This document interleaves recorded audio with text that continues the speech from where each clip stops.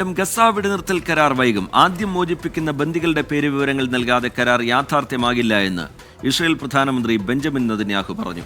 പട്ടിക വൈകുന്നത് സാങ്കേതിക കാരണങ്ങൾ കൊണ്ടാണെന്ന് ഹമാസ് വിശദീകരിച്ചു. മെറിൻ മേരി ചാക്കോ ഇന്റർനാഷണൽ ന്യൂസ് ഡെസ്കിൽ നിന്ന് വിവരങ്ങളുമായി ചേരുന്നുണ്ട്. മെറിൻ, നമ്മൾ ഈ സംസാരിക്കുന്ന സമയത്ത് ഇന്ത്യൻ സമയം 12 മണിക്ക് ആ കരാർ യാഥാർത്ഥ്യമാവേണ്ടതായിരുന്നു. ഇപ്പോൾ ചില തടസ്സങ്ങളുണ്ട് എന്നുള്ള കാര്യം മനസ്സിലാക്കുന്നു. അത് ഈ 3 ബന്ദികളെയാണ്, 3 വനിതാ ബന്ദികളെയാണ് ആദ്യഘട്ടത്തിൽ കൈമാറുന്നത് എന്ന തരത്തിലുള്ള വിവരങ്ങളൊക്കെ പുറത്തു വന്നിരുന്നത്. എന്താണിപ്പോൾ അതിൽ രൂപപ്പെട്ടിരിക്കുന്ന ഒരു ആശയക്കുഴപ്പം? കരാറിൻ്റെ സമയം നീളുന്നതിലുള്ള കാരണം എന്താണ്?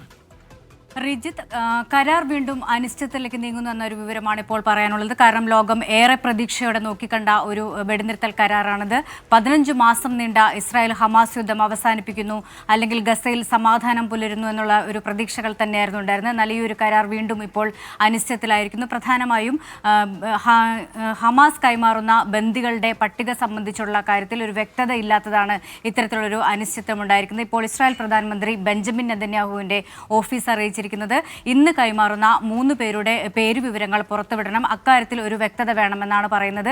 ഇതിൽ ഒരു വ്യക്തതയില്ലാതെ കരാറുമായി മുന്നോട്ട് പോകാനാകില്ലെന്ന് തന്നെയാണ് ഇപ്പോൾ ബെഞ്ചമിൻ നെതന്യാഹുവിൻ്റെ ഓഫീസ് അറിയിച്ചിരിക്കുന്നത്. എന്നാൽ ഇക്കാര്യത്തിൽ ഹമാസ് അറിയിക്കുന്നത് ഇതൊരു സാങ്കേതികമായ കാരണങ്ങൾ കൊണ്ട് മാത്രമാണ് ഇത്തരത്തിൽ ഈ ഒരു നടപടി വൈകുന്നതെന്നാണ് ഇപ്പോൾ അറിയിച്ചിരിക്കുന്നത്. ഇത്തരത്തിൽ പ്രതീക്ഷയോടെ കണ്ടിരുന്ന ഒരു കരാർ വീണ്ടും വൈകും. ഇന്ത്യൻ സമയം 12 മണിക്കായിരുന്നു ഈ കരാർ നിലവിൽ വരാനിരുന്നത്. പ്രാദേശിക സമയം 8:30 ഈ ഒരു കരാർ നിലവിൽ വരേണ്ടത്.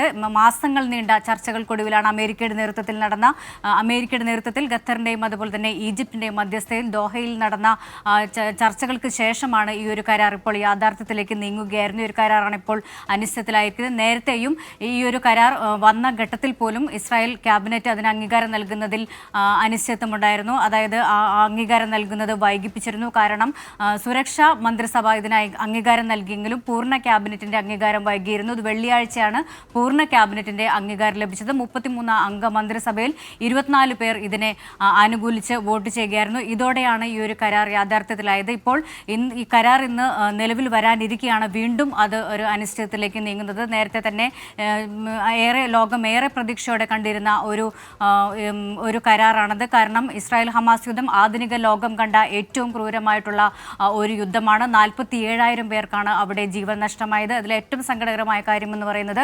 17,000-ലധികം കുട്ടികൾക്കാണ് അവിടെ ജീവൻ നഷ്ടമായത്. മാത്രമല്ല ഗസയിലെ ആശുപത്രികൾ തകർക്കപ്പെട്ടു, കമാൽ അദ്വാൻ പോലുള്ള ആശുപത്രികൾ തകർക്കപ്പെട്ടു, സ്കൂളുകൾ തകർക്കപ്പെട്ടു, ഭക്ഷണവുമില്ലാതെ അതേപോലെ പട്ടിണി കൊണ്ട് വലയുന്ന പ്രത്യേകിച്ച് കുട്ടികളുടെ ചിത്രമെല്ലാം അന്താരാഷ്ട്ര മാധ്യമങ്ങളെല്ലാം ഏറെ പ്രാധാന്യത്തോടെ അല്ലെങ്കിൽ വേദനയോടെ സങ്കടത്തോടെ അന്താരാഷ്ട്ര വാർത്തകളിൽ നിറഞ്ഞു നിന്നിരുന്ന ഒരു ആധുനിക കാലത്തെ ഒരു യുദ്ധമാണത്. ഈ യുദ്ധത്തിന് വിരാമമാകുമെന്ന ഒരു പ്രതീക്ഷകളാണ് ഉണ്ടായിരുന്നത്. അതിപ്പോൾ ഈ ഒരു കരാർ അനിശ്ചിതത്തിലേക്ക് നീങ്ങുകയാണ്. മെറിൻ മേരി ചാക്കോ ഇന്റർനാഷണൽ ന്യൂസ് ഡെസ്കിൽ നിന്ന് വിവരങ്ങൾ നൽകുകയായിരുന്നു. വെടിനിർത്തൽ കരാർ ഇന്ത്യൻ സമയം ഉച്ചയ്ക്ക് 12 മണിക്ക്, ഈ സമയത്ത് അത് യാഥാർത്ഥ്യമാവേണ്ടതായിരുന്നു. പക്ഷേ കൈമാറുന്ന ബന്ദികളുടെ പേരുവിവരങ്ങൾ അറിയിക്കണം എന്നുള്ള ഇസ്രായേലിൻ്റെ ആവശ്യം അവർ ആ കടുംപിടുത്തം തുടരുകയാണ്. ചില സാങ്കേതിക കാരണങ്ങളുണ്ട്, അതുകൊണ്ടാണ് അത് കൈമാറാൻ കഴിയാത്തതെന്നാണ് ഹമാസിൻ്റെ വിശദീകരണം. എന്താണ് അതിൽ സംഭവിക്കുന്നത്? ഇനി ഏത് സമയം മുതൽ ആ കരാർ യാഥാർത്ഥ്യമാകും എന്നത് സംബന്ധിച്ച് ഇരുകൂട്ടരും പ്രതികരിക്കേണ്ടതുണ്ട്.